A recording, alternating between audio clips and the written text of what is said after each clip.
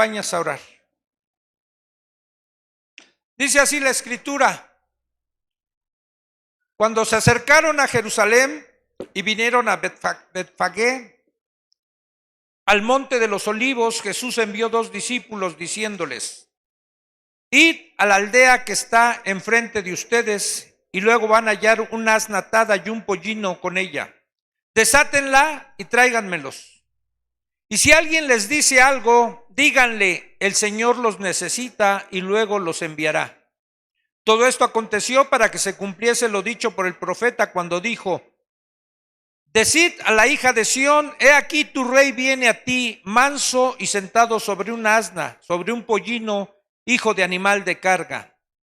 Y los discípulos fueron e hicieron como Jesús les mandó, y trajeron el asna y el pollino, y pusieron sobre ellos sus mantos, y él se sentó encima. Y la multitud, que era muy numerosa, tendía sus mantos en el camino, y otros cortaban ramas de los árboles y las tendían en el camino. Y la gente que iba delante y la que iba detrás aclamaba diciendo: Hosana al Hijo de David, bendito el que viene en el nombre del Señor, Hosana en las alturas. Cuando entró él en Jerusalén, toda la ciudad se conmovió diciendo: ¿quién es este? Y la gente decía: este es Jesús, el profeta de Nazaret de Galilea. Oremos. Dios, gracias. Hoy cantábamos Rey de Reyes, y ese es nuestro Señor Jesucristo, el Rey que fue aclamado, el Rey que fue proclamado, pero el Rey que también murió. Y te pedimos, Señor, que hoy, no solo haciendo memoria de tu muerte a través de la cena, sino también a través de las Escrituras, podamos recordar ese evento tan importante, tan maravilloso, pero a la vez tan doloroso. Háblanos, Señor, en esta tarde, te lo ruego en el nombre de Jesús. Amén. Ayer que salimos a cenar, cerca de donde pasamos, había una iglesia católica y había un poco de verbena. Pasamos por ahí y estaban unas personas tejiendo las palmitas que se hacen y que venden afuera de las iglesias católicas. Pensé traerme unas y ponerlas allá afuera y vendérselas. Y yo le decía a mi esposa: benditas, benditas ya. Y le decía a mi esposa: tú que fuiste católica, ¿sabías lo que significaban las palmas? Y me dijo: no, solo que se vendían y ahí estaban. ¿Cuántos fueron católicos antes? ¿Ustedes sí sabían lo que significaban las palmitas? ¿Sí? No, sean sinceros. ¿Sí? Ok, tiene que ver con este pasaje que leímos. ¿Sí? Es como un recordatorio que hacen los católicos de la entrada triunfal de Jesús en Jerusalén. ¿Sí? Para emular un poquito lo que se hizo en ese entonces. Y miren, un hermano nuestro apellidado Buset, él dijo esto: lo más grande del mundo es Cristo. Y lo más grande de Cristo es su pasión y su muerte. Y lo más grande de su pasión es su último suspiro, pues en él se consumó la obra de la redención.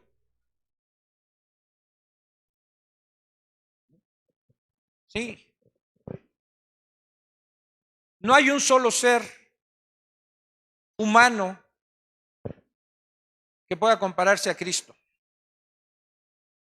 Me encanta un canto de Jesús Adrián Romero porque él dice, no es como yo. Aunque se haya hecho hombre, no es como yo. No es igual a... ¿Sí? Y sí, se hizo hombre Dios en la persona de Jesús. Y en su humanidad nunca pecó. Nunca recurrió a su divinidad para no pecar, sino en la dependencia total y completa del Padre. Entonces, para estas alturas del capítulo 21 de Mateo, Jesús era sumamente conocido. Ya había anunciado antes 3 veces a sus discípulos: me es necesario ir a Jerusalén y ser crucificado y morir ahí. 3 veces les anunció. Y llegó el momento en que él tenía que morir por nosotros. Y cuando llega a Jerusalén, ¿sí?, la escritura me asombra en muchas cosas, y quisiera que me ayuden en este mensaje a que nos centremos a través de nuestra imaginación en esa última semana en la vida de Jesús. ¿Sí? Acaba de pasar el Sabbat para ellos y van a celebrar una fiesta que el Señor les había mandado, la Pascua, y mucha gente llegó a Jerusalén a ese festejo, como solían llegar. Y en ese momento Jesús, como también era su costumbre y como judío que era, asistía a las fiestas, asistía a las sinagogas, pero en esta ocasión sabía que iba a Jerusalén a morir. Y les hace un encargo a sus discípulos que vayan a algún lugar y tomen un pollino de asna que está atado ahí, que nadie nunca lo ha montado, para que se cumpliese la palabra del Señor que está en Zacarías 9:9, que tenía él que entrar de esa manera a través de un pollino. ¿Por qué un pollino de asna? Bueno, esto es símbolo nada más de su humildad.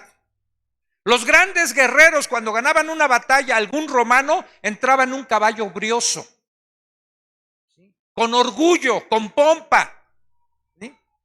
Detrás a veces traían a todo el imperio o los soldados que hubieran conquistado de otro imperio, los amarraban y los iban arrastrando, y el soldado iba orgulloso diciendo que había vencido. Jesús no. Él en un pollino. Tendieron mantos sobre él y se sentó Jesús, pero la gente ya lo conocía. Él había hecho muchos bienes, como dice en el libro de Hechos, haciendo muchos bienes y sanando a muchos oprimidos por el diablo, porque Dios estaba con él. Y entra Jesús a Jerusalén, y las multitudes que estaban ya ahí, al verlo, lo reconocen y lo empiezan a proclamar como rey, y querían mostrarle su reconocimiento, ¿sí?, de una forma diferente a como lo hacían con los generales romanos. Cortaban ramas de los árboles y las tendían a sus pies, se quitaban sus mantos y los tendían a sus pies, y los que no alcanzaban por delante lo hacían por detrás. Y había gritos de júbilo, de alegría, ¿sí?, y le decían a él: Hosana, Hosana al Hijo de David. Bendito el que viene en el nombre del Señor. Hosana en las alturas. ¿Qué significa Hosana? Tú cállate.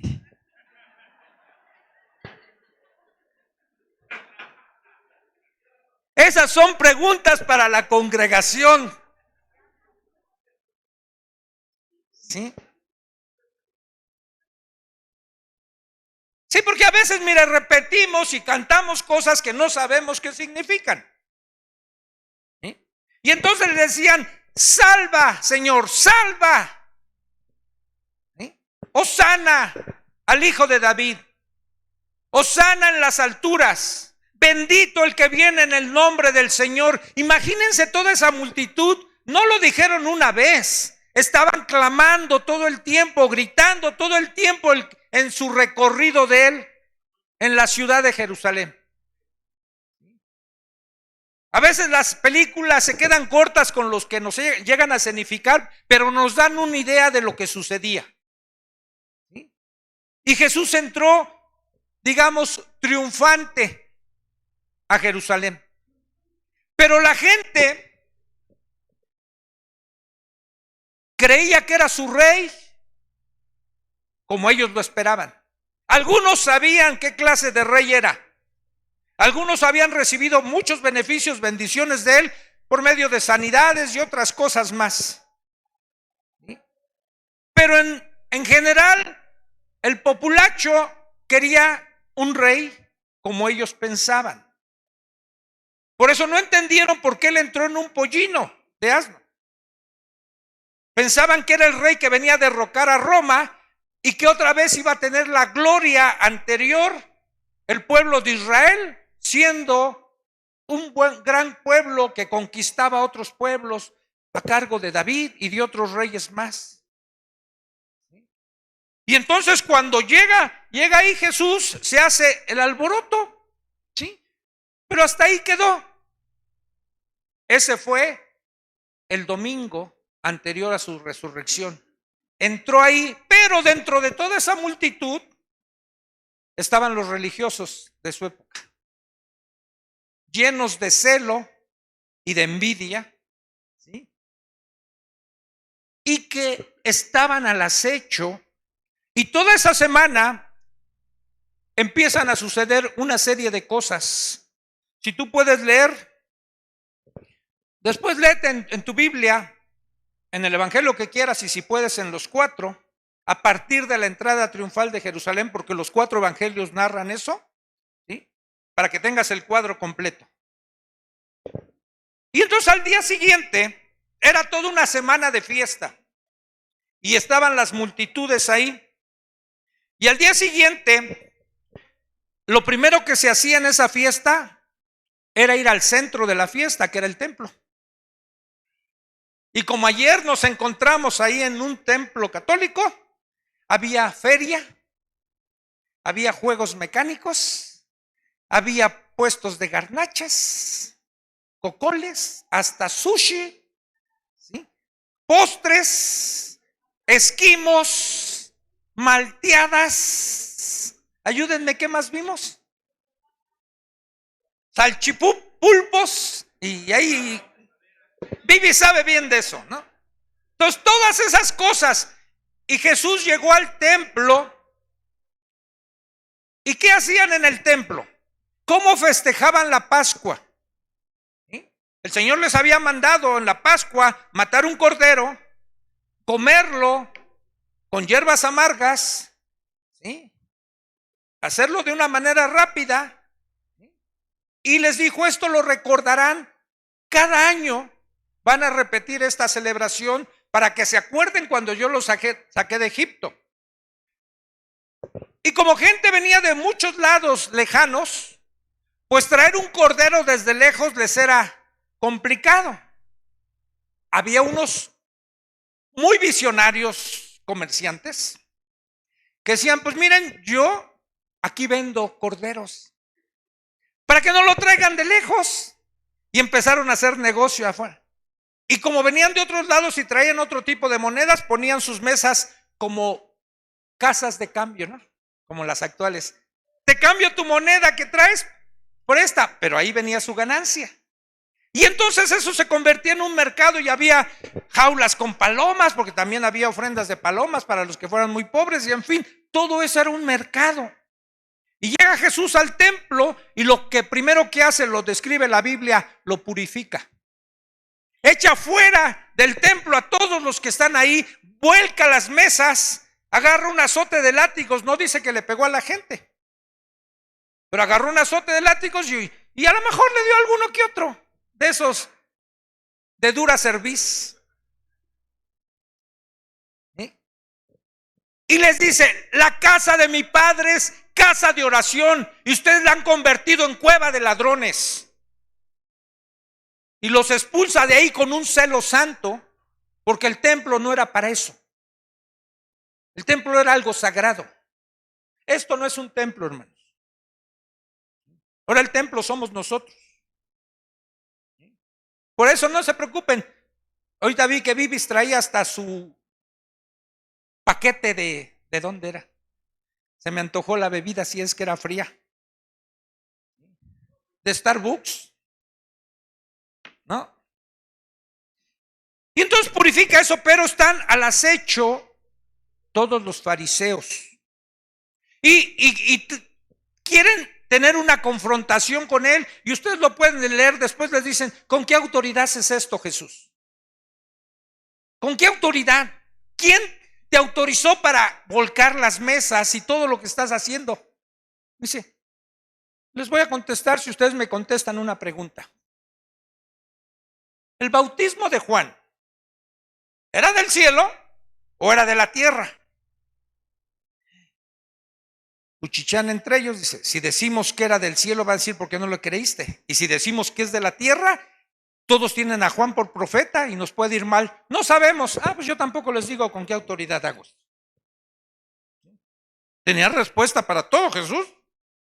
¿Sí? Y empieza a presentarles después enseñanzas a todos, pero todo lo que él decía, ¿saben para quién iba encaminado? ¿Y quiénes ofendían? Los fariseos, los religiosos. Les cuento una parábola. Había dos hijos. A uno de ellos le dijo su padre, ven a trabajar conmigo a mi viña. Y le dijo, no quiero, pero luego fue. Y le dijo el otro lo mismo, y dice, sí voy, padre, pero no fue. Y les hace una pregunta, ¿quién de los dos hizo la voluntad del padre? El que dijo, no quiero, pero fue. Muy bien, les dice Jesús. Y les dice delante de todos, les digo, ¿saben qué? Que las prostitutas y los recaudadores de impuestos van primero al reino de los cielos antes que ustedes, religiosos. No les dijo así, pero lo entendieron clarito los fariseos. Antes que ustedes, ¿sí? Porque parece que están bien dispuestos, pero no hacen nada. Son ellos los que reconocen que son pecadores. Y les habla de otra parábola de los labradores malvados que arrendan una viña de su señor y maltratan a uno de sus enviados y luego matan a uno más y dice al final, Señor, voy a enviar a mi hijo, a él no le van a hacer nada, y dice, matemos al hijo y así nos quedaremos con todo. Y está describiendo, porque Jesús sabía lo que había en el corazón de ellos, lo querían matar. Les habla de una fiesta en las bodas, de aquellos que se cuelan. Uno que se coló sin estar vestido de traje de bodas. ¿Qué haces tú aquí? Porque les manda que inviten y todos se excusan, yo no puedo. Y después le preguntan, vamos a encontrar un motivo para acusarlo. Y hasta se hacen amigos los fariseos con los saduceos y con los herodianos. Y le dicen, a ver, tú dinos, ¿es lícito dar tributo al César? Hipócritas, dicen, ¿por qué me tentáis? A ver, muéstrenme una moneda. ¿Qué inscripción tiene? Pues la de César. Pues dale a César lo que es de César y a Dios lo que es de Dios. Dicen, todos se quedaron admirados de su doctrina. Le estaban tendiendo una trampa, pero no podían. Y va a describir más cosas la Biblia. Solo estoy describiendo algunas. Ahora le dicen los fariseos, éntrale tú, saduceo, porque pues mi trampa me falló. Señor, había una vez un hombre que tuvo una mujer y se murió su marido. Y la ley dice que la tome su hermano. Y así 7 hermanos la tomaron como esposa y finalmente también ella se murió. En la resurrección. Los saduceos no creían en la resurrección. Dice, en la resurrección. Dice, ay. Dice, ¿no saben que yo soy Dios de vivo? No soy Dios de muertos. Yo soy el padre de Abraham, de Isaac y de Jacob. Y hablo de ellos como si estuvieran vivos, aunque en la tierra estuvieron hace muchos años. Y para todo les tenía una respuesta el Señor. Finalmente es ungido en Betania, ahí por una mujer de mala reputación, y se indignan hasta sus discípulos. ¿Por qué este desperdicio? Hubiéramos podido vender ese perfume por mucho dinero y darlo a los pobres. Miren qué generosos. Y el que encabezaba eso era el Judas, porque él era el tesorero y robaba de la bolsa de los tesoros. Y la respuesta de Jesús es: miren, a los pobres siempre los tendrán. Yo ya me voy. Y esta está preparando mi cuerpo para la sepultura. Así que déjenla, ha hecho bien. Y es más, dijo Jesús, lo que hizo esta mujer se va a saber por toda la eternidad. Y quedó registrado en la Biblia y lo sabemos hoy. Y se va a seguir sabiendo lo que hizo esta mujer por Jesús. Es ungido Jesús para su sepultura. Instituye lo que celebramos hace rato, la cena. Esto ya es el día jueves. Instituye la cena Jesús. De ahí se va al huerto de Getsemaní. En Getsemaní, la Biblia describe que fue una agonía, un sufrimiento de Jesús, porque fue la hora decisiva donde él debía tener la certeza que había llegado el momento. Y dice la Biblia que estaba al grado tal de agonía que su cuerpo, su sudor, eran como gotas de sangre. No exactamente sangre, pero como gotas de sangre. Tal fue su agonía, y ruega al Padre: si puedes, Padre. No quisiera pasar por esto,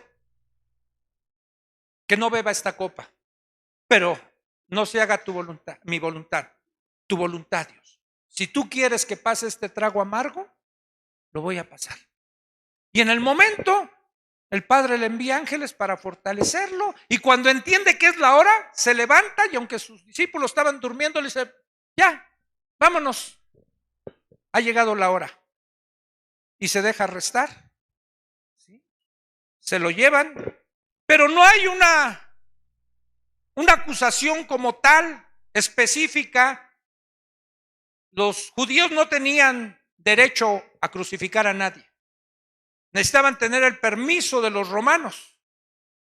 Y ellos tenían que presentar una acusación. Por eso las trampas del tributo, por ejemplo, si Jesús decía: no le den tributo al César, entonces lo podían acusar. Este está en contra, está levantando sedición, rebeldía contra el gobierno de Roma. Entonces no había una acusación tal, y estaban buscando de qué lo acusamos. Judas va con los religiosos y dice: yo se los entrego. ¿Cuánto me dan? 30 monedas de plata. Finalmente es arrestado, comparece ante el concilio, anuncia varias cosas. Le dice Jesús a Pedro: me vas a negar. Es presentado ante Pilato. Pilato no encuentra en el interrogatorio que le hace nada de qué acusarlo. Dice: este hombre es inocente. Y la multitud que lo había aclamado cuando entró en Jerusalén, después, alentados por los religiosos que decían: crucifícalo. Dice Pilato: pero yo no encuentro ninguna culpa en él. Y como tenían una costumbre de soltar a un reo en esa fiesta, Pilato creyó que así iba a librar a Jesús. A ver, ¿a quién quieren que le suelte? ¿A Barrabás o a Jesús, su rey? A Barrabás empezaron los religiosos, no el pueblo.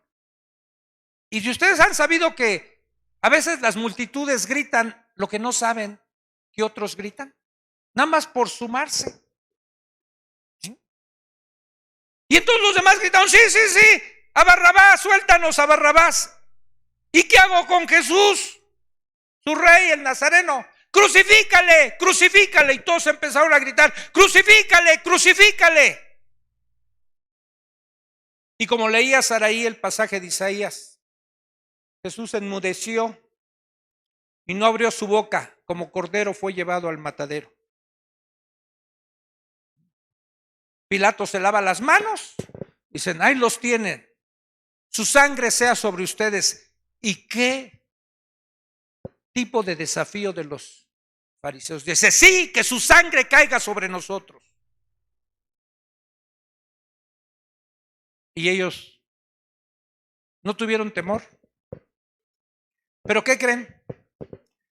Nosotros somos igualitos que los fariseos.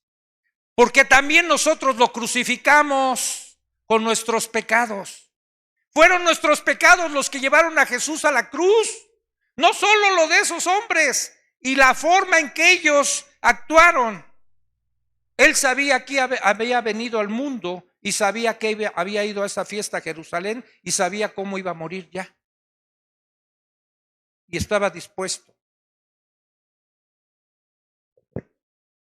Lo azotan, lo ridiculizan, le ponen una corona de espinas, lo abofetean, le tapan los ojos. Si eres profeta, dinos quién te pegó. Le escupieron y no decía nada. Nada.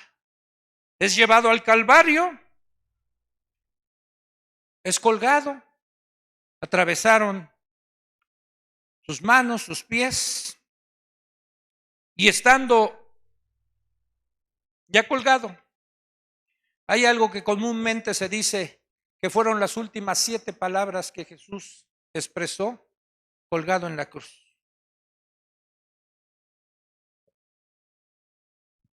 Lucas 23,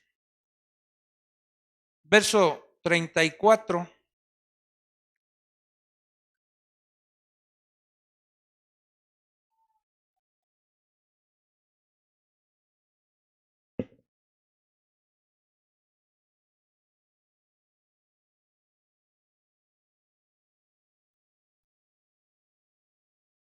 Y si cuando llegaron, no es el, bueno, sí, cuando llegaron al lugar desde el 33, llamado de la calavera, le crucificaron allí, y a los malhechores, uno a la derecha y otro a la izquierda. Y Jesús dijo, Padre, perdónalos porque no saben lo que hacen. Y repartieron entre sí sus vestidos, echando suertes. Colgado en la cruz, él sabía que era el Salvador del mundo. Y no se olvidó en el último momento de su dolor y sufrimiento de estar elevando una oración al Padre. Porque está clamando al Padre, está orando, aún en su sufrimiento. Y está orando por esos que lo estaban crucificando. Y estaba haciendo realidad sus enseñanzas de toda su vida. Dijo, amen a sus enemigos. Oren por los que los maldicen, por los que los ultrajan y los persiguen. Oren. Y él no solo lo dijo,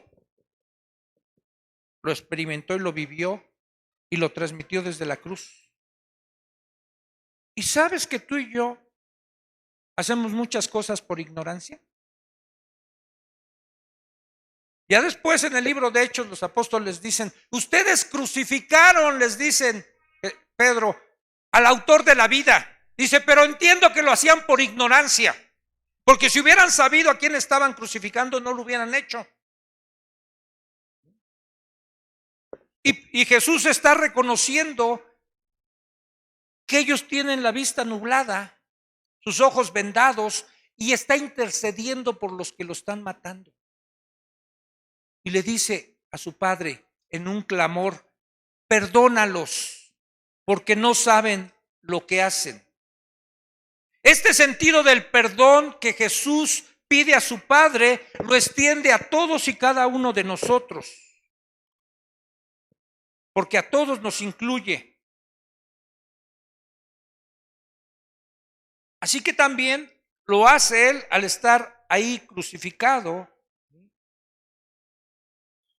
Más adelantito, en el mismo Evangelio de Lucas, en el verso 43, viene una segunda palabra que Jesús pronuncia desde la cruz. Están dos ladrones crucificados con él. Dicen los católicos que había uno bueno y uno malo. ¿Cuál era el bueno? Dicen Demas, y el malo, Gestas. Pero en la Biblia ni da nombres de los ladrones y no hay ladrones buenos. Todos los ladrones son malos. Son ladrones. ¿Sí? Ni Robin Hood, hermanos, ni Robin Hood. Robar es un pecado y nos hace malos. Entonces había dos ladrones, ¿sí? Y otros evangelios narran que aún los dos se estaban burlando de él en la cruz. Tú que salvas a otros, sálvate a ti mismo y sálvanos también a nosotros. Pero en un momento dado, uno de ellos, algo pasó en su corazón. Quizás el Espíritu Santo le redarguyó y vio a ese hombre y por revelación a lo mejor supo que él era inocente y lo empieza a defender. Le dice a su compañero: tú y yo, a la verdad, estamos pagando por lo que hicimos, estamos padeciendo esto, pero este no ha hecho nada, nada ha hecho, es inocente. Y voltea hacia Jesús, no sé si a la derecha o a la izquierda, no sé cuál era el que de los dos. ¿El de la derecha, Gaby? Gaby sabía, era el de la derecha, voltea hacia su derecha. ¿Sí? Entonces voltea hacia su derecha el ladrón. Era el que estaba en la izquierda entonces, porque volteó hacia su derecha. Dice: Señor, acuérdate de mí cuando vengas en tu reino. Y la respuesta de Jesús es: hoy estarás conmigo en el paraíso.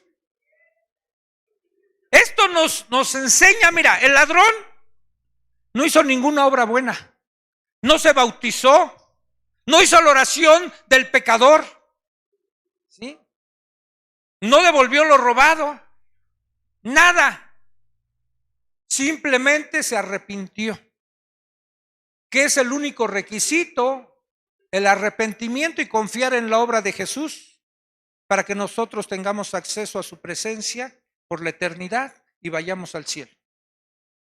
Nada más. Una consideración, hermano o persona que nos visitas: no te esperes hasta el último momento. Hay algunos que dicen: miren, pues yo como el ladrón en la cruz, me voy a esperar hasta el último momento mientras disfruto de la vida y ya en el último momento me arrepiento. Nada más que alguien le dijo a una persona que pensaba así, le dijo: pero mira, acuérdate que había dos ladrones y el otro se fue al infierno, no vayas a ser como el que se fue al infierno. Ten cuidado, porque el otro no se arrepintió, a lo mejor pensó igual que hasta el último momento. Nunca, hermano, es demasiado tarde para volvernos a Dios. Nunca, Frank. Me decías, ¿verdad? Cuando te invité a la clase para padres: hijo, eso hubiera sido para mí antes. Nunca es tarde. Nunca es tarde, Frank. Aunque tus hijos estén grandes, nunca es tarde. ¿Sí? Se puede hacer mucho todavía. Muchísimo por ellos. Simplemente orar es hacer mucho por ellos. ¿Sí? Nunca es tarde, hermanos. Dios es el Dios de muchas oportunidades, de nuevos comienzos. Así es Dios. Así que nunca consideremos que es tarde para volvernos a Dios. Y la prontitud de la respuesta de Jesús al ladrón fue así: hoy. No hasta que pases por el purgatorio, no hasta que hagas cosas. Hoy estarás conmigo en el paraíso. Fue un acto de suprema gracia lo que hizo Jesús en ese momento, porque aún en esa condición no se estaba olvidando para qué había venido al mundo: a salvar a los que se habían perdido. Ahora pasemos al Evangelio de Juan, por favor. capítulo 19. ¿Cuántas palabras van? 3, ¿con cuál? ¿Con la que sigue o con la que dije? Eso, muy bien. Juan capítulo 19, versos 26 y 27. Dice, cuando vio Jesús a su madre y al discípulo a quien él amaba, ¿quién era ese? Juan, que estaba presente, dijo a su madre, mujer, he ahí tu hijo. Después dijo al discípulo, he ahí tu madre. Y desde aquella hora el discípulo la recibió en su casa. Es interesante las palabras, porque a veces solo una forma en que se dicen las palabras nos deja mucho para reflexionar y para ver. Le dice Jesús a su madre, mujer, he ahí tu hijo. No dice un hijo, dice tu hijo. ¿Sí? Y le dice a Juan, he ahí tu madre. No dice una madre, tu madre. ¿Por qué Jesús encomendó la vida de su madre al cuidado de Juan? Pues tenía más hermanos. Tenía más hermanos Jesús, ¿no? Comúnmente, ¿qué es lo que pasa? ¿Sí? Cuando alguien se queda a lo mejor sin protección, ya sea del esposo o del hijo que se hacía cargo de la madre, ¿quién pasa a tomar ese lugar? Los familiares, ¿no? Es lo normal, lo común. Pero para estas alturas, ninguno de sus hermanos de Jesús se había convertido. Ninguno. Y Jesús tiene la visión y el cuidado y la carga por su mamá. Una viuda, porque se supone que para este momento José ya había muerto, no se sabe cuántos años atrás.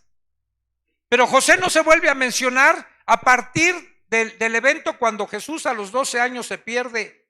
Bueno, no se pierde, está en el templo, en los negocios de su padre. Es la última vez que la Biblia menciona a José. Y se da por hecho, y todos los comentaristas dan por hecho que para este momento José ya había muerto. Y una viuda en ese entonces eran las mujeres más desprotegidas. Jesús siempre tuvo cuidado por las viudas y esa es una carga que tenemos los pastores aquí por las viudas. O por las mujeres solas también, no necesitan ser viudas. Y Jesús tenía esa carga por su mamá. ¿Quién va a ver por ella? Y el más cercano a Jesús de sus discípulos era Juan. Y conocía el corazón de Juan. Y si en alguien podía descansar en dejarle a su madre, era en Juan. Y por eso le dice, he ahí tu madre.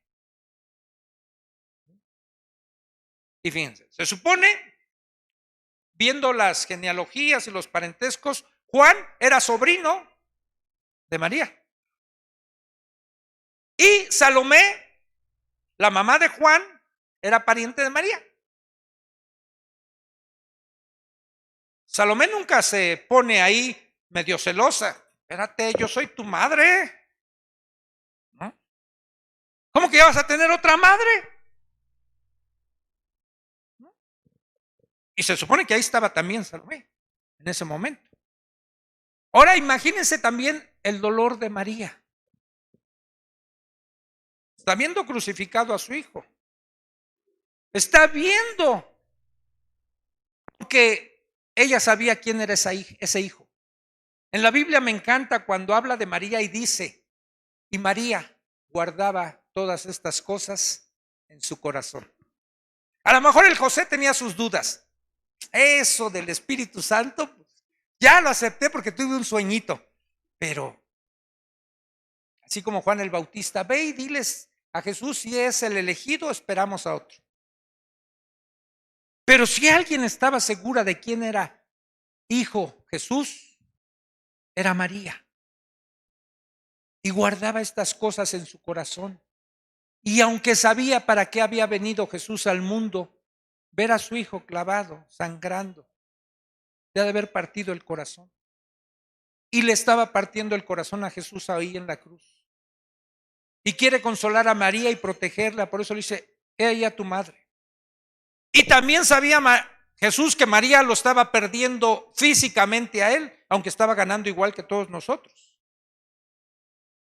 Y le dice a Juan, Juan, he ahí tu madre, como diciéndole en esa frase, cuídamela por favor, atiéndela, no la desprotejas, ¿sí? Suple sus necesidades. Y dice la Biblia, en ese mismo momento, a partir de ahí, Juan la recibió en su casa, pasó a formar parte de su familia. Hace unos días que llevé a mi esposa al doctor con el doctor Berumen, Sergio Berumen Torres. Ese hombre es admirable para mí. Y platicando con él adoptó 9 huérfanos, 8 mujeres y un hombre. Una de esas huérfanas tiene un doctorado en Francia. Y yo le decía al doctor, ¿qué hubiera sido de esa niña si Dios no la pone en tu camino, Sergio? Sepan, a lo mejor prostituta, pero tiene un talento, que tiene un doctorado en Francia. Ya me platicaba de sus otros hijos. Y si todos me dicen pa, y si todos los que han tenido hijos, mujeres, hombres, dice, a todos les han puesto Sergio. Digo, en honor a ti. Dice, sí. Dice, pero cuando me llama uno de mis nietos y me llama y le digo, ¿quién eres? Dice, soy Sergio, dime de cuál mamá, porque no sé qué Sergio seas, ¿no? Tengo 8 hijas, y no me dijo si todas tenían hijos hombres y a todos les han puesto Sergio. ¿Sí? Y así es, o hago esta reflexión porque cuando tú tomas a alguien que no es de tu familia natural, lo debes tratar como si lo fuera o mejor. No hagas diferencias cuando adoptas a alguien. Y yo creo que Juan tenía ese corazón para no hacer diferencia entre su madre Salomé y entre María. A partir de ese momento, ella era su madre y la iba a cuidar y a proteger. Y de hecho ya vemos después, vamos a ver a María que está junto con los discípulos. Mateo, ahora vamos a Mateo 27:46.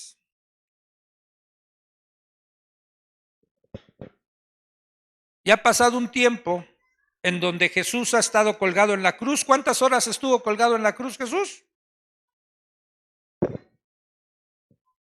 3, sin temor. Y dice, ya cerca de la hora novena, que es como a las 3 de la tarde, Jesús clamó a gran voz diciendo, Elí, Elí, lama sabactani, que traducido es, Dios mío, ¿por qué me has desamparado?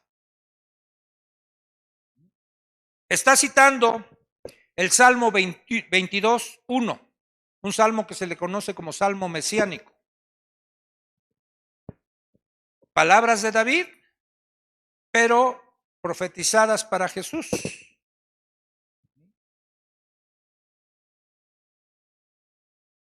¿Por qué se sentía Jesús desamparado?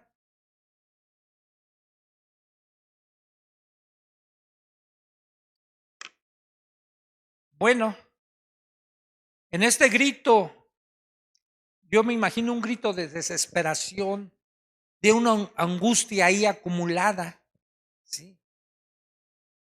Y le habla a su padre, ¿por qué me has desamparado? y lo desamparó el Padre.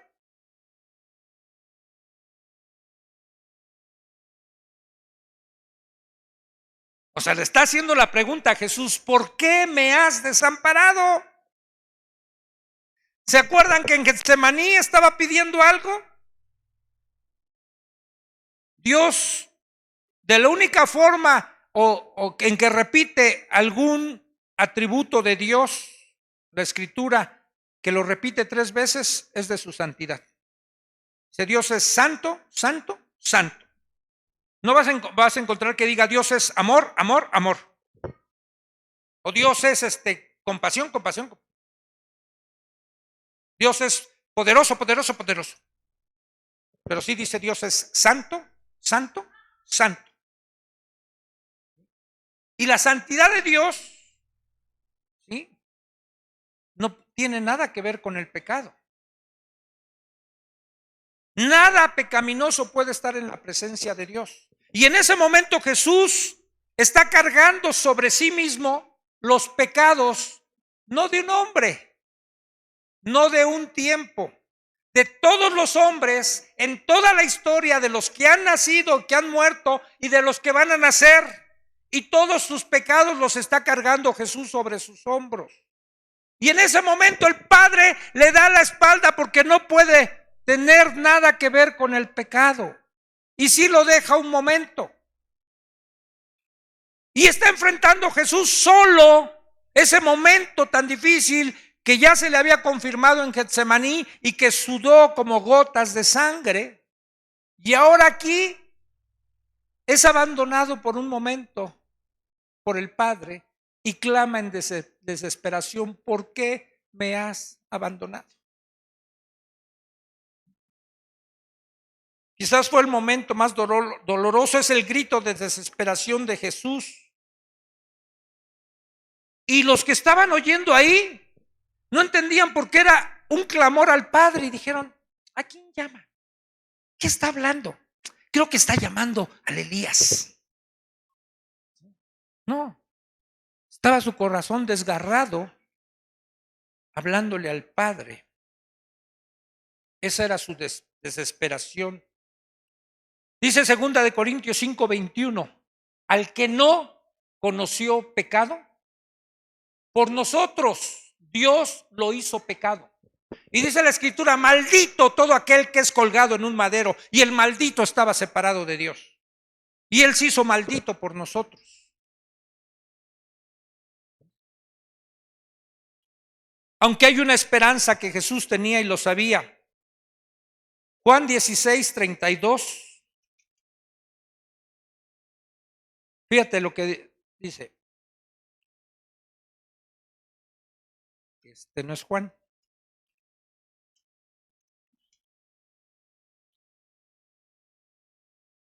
Dice, he aquí, sabía Jesús, dice, la hora viene, ya ha venido ya, en que van a ser esparcidos cada uno por su lado y me dejarán solos. Les está hablando a sus discípulos. Dice, mas no estoy solo, porque el Padre está conmigo. Pero sí en un momento lo dejó. ¿Cuántas vamos? Entonces vamos a la quinta. Nuevamente Juan 19, verso 28. Después de que encarga a su madre, también Juan nos narra otra cosa después de otras palabras que dijo ahí, que vimos en Mateo. Dice, después de esto, sabiendo Jesús que ya todo estaba consumado, dijo, para que se cumpliera la Escritura, tengo sed.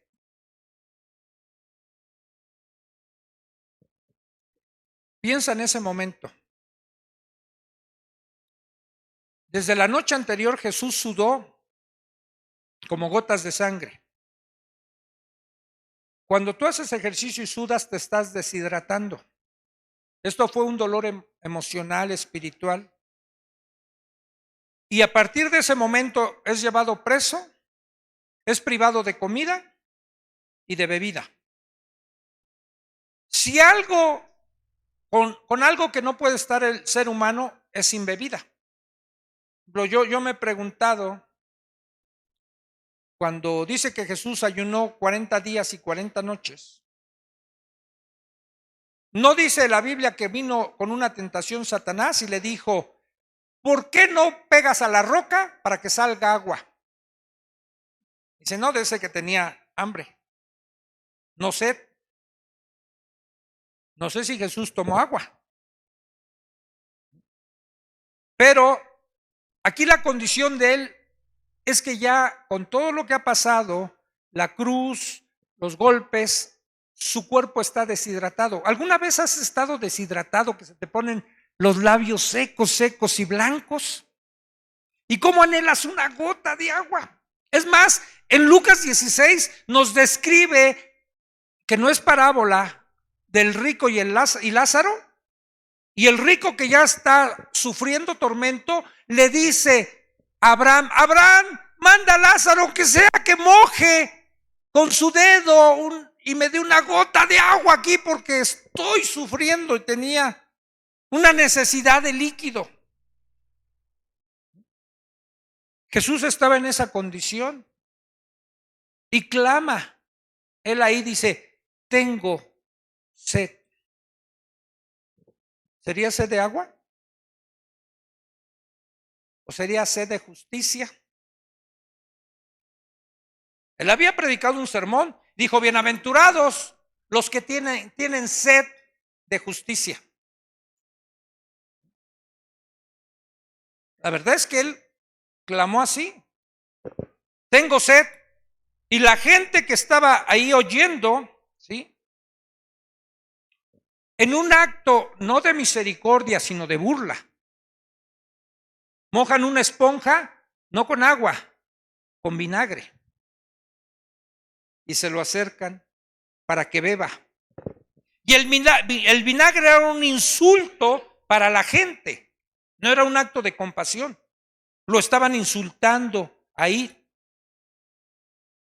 Miren, el creador de todo, como cantamos hace rato también, todo fue creado por él y es para él.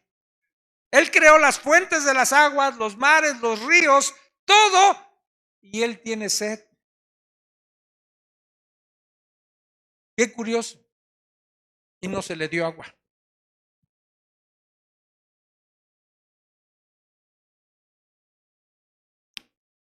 Esto también, ¿por qué lo dijo Jesús entonces? Bueno, en el Salmo 69, porque dice ahí, esto lo dijo para que se cumpliera la escritura. Y en el Salmo 69, fíjate lo que dice los primeros versos.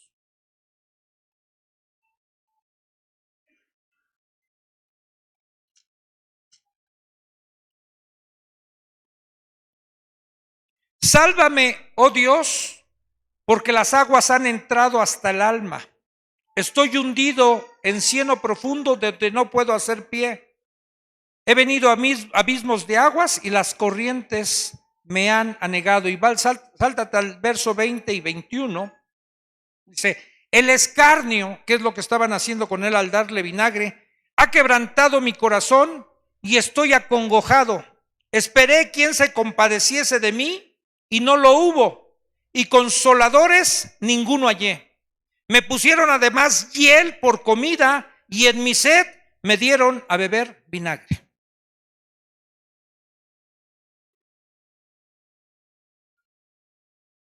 Estaba profetizado, no 1000, porque es por David. Y dice, esto lo dijo Jesús para que se cumpliera la escritura. Él sabía que le iban a dar vinagre. Él sabía que lo iban a escarnecer. ¿Sí?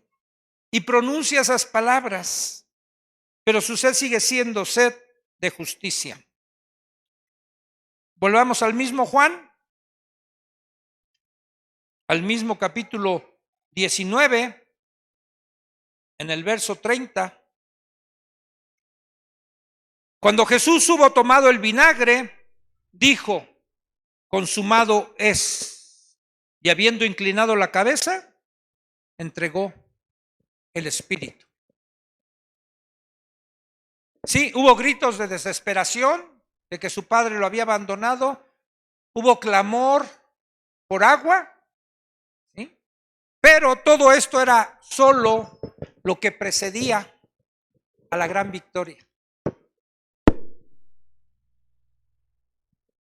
El grito más victorioso que se ha escuchado a lo largo de la historia de la humanidad fue: consumado es, consumado es, todo lo hice ya. Lo que se tenía que hacer, el pago que tenía que venir por la salvación de toda la humanidad, lo hizo Jesús. Todo lo hice ya, se acabó, no hay nada que agregar. Consumado es. ¡Qué victoria tan más grande! ¿Sí?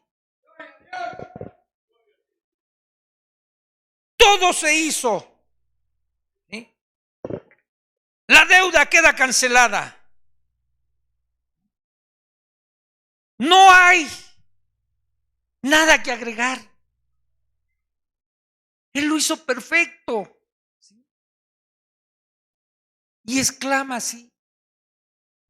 Aunque entró con un pollino de asna a Jerusalén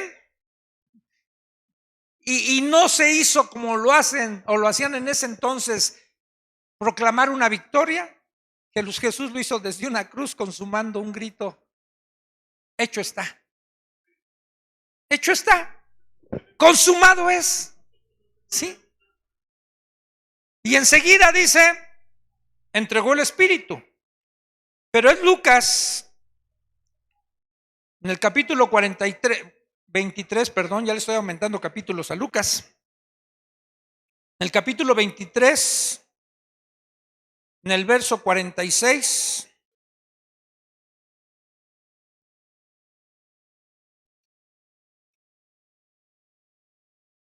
La última palabra de Jesús. Dice Juan, consumado es, y enseguida entregó el espíritu. Pero antes de entregar el espíritu también dijo él, clamando a gran voz: Padre, en tus manos encomiendo mi espíritu. Y habiendo dicho esto, expiró.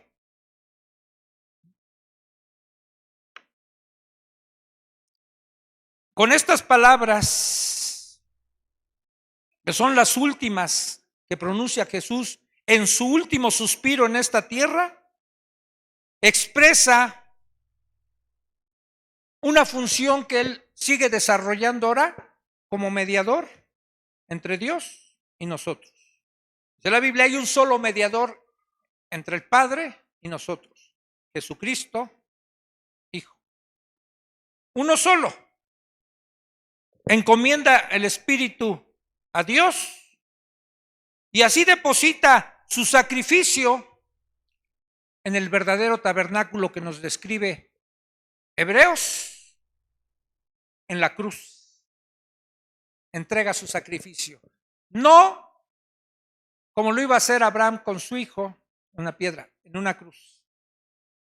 Él fue el Cordero de Dios que fue inmolado. Es el que tenía preparado y entonces entrega todo ahí en el altar de la cruz y entrega todo en manos de Dios. Se acabó. Dentro de 8 días Johnny va a compartir la segunda parte, porque Jesús no quedó en la tumba. Hubo días de oscuridad, pero termino con esto que después le fue revelado al apóstol Pablo en la carta que él escribió a los colosenses. Y les dice en el capítulo 2, en el verso 13: y ustedes, estando muertos en pecados y en la incircuncisión de su carne, les dio vida juntamente con él, con Jesús, perdonándoles todos los pecados, anulando el acta de decretos que había contra nosotros, que nos era contraria, quitándola de en medio y clavándola en la cruz, y despojando a los principados y a las potestades, los exhibió públicamente, triunfando sobre ellos en la cruz. La cruz no fue una derrota, fue una victoria.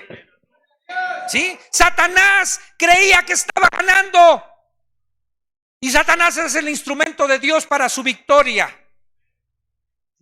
Él tenía que morir en la cruz. Esa era su misión, su destino para darnos vida. ¿Sí? Y por eso cuando Pablo le es revelado, le dice, ahí en la cruz exhibió a Satanás. La primer promesa que viene en la Biblia, en Génesis 3:15, que Dios le dijo, de la simiente de la mujer voy a levantar a uno, que a ti, Satanás, te va a aplastar la cabeza. Tú lo vas a herir en el calcañar. Sí, estuvo en el calcañar herido Jesús en la cruz, pero Satanás fue derrotado. Acabó su poder. ¿Sí? Y Jesús se levantó con victoria. ¿Sí? Y es nuestro Señor y Salvador. Ponte de pie. Te prometo para que el año siguiente te voy a traer tus ramos. Es que no está mal hacer un domingo de ramos, hermanos, si entendemos el verdadero significado. ¿Sí? Estamos recordando. Y si no lo hacemos literalmente, hagámoslo con el corazón. El Rey de Gloria, hay un salmo que habla acerca del Rey de Gloria que entra. Ese es nuestro Dios, el Rey de Gloria. Oremos. Oh Señor, cuán agradecidos estamos, Señor, por revelarnos la verdad. Señor, no había un plan B, había un solo plan. Jesús encarnado, Jesús nacido de una virgen, Jesús como destino la cruz, pero la cruz es la victoria. Por eso tu siervo el apóstol Pablo decía, si en algo me he de gloriar, me voy a gloriar en la cruz de Cristo, no en lo nuestro. Suya es la victoria, suya es la gloria. Ahora Dios le ha dado un nombre que es sobre todo nombre. Ahora todos nos vamos a doblar delante de Él. Ahora todos reconocemos, ahora todos le alabamos, Señor. Gracias por esa gran victoria, Señor. Gracias, Jesús, por tu sacrificio. Gracias por haber gritado, consumado es. Gracias, muchas gracias. En el nombre de Jesús. Amén.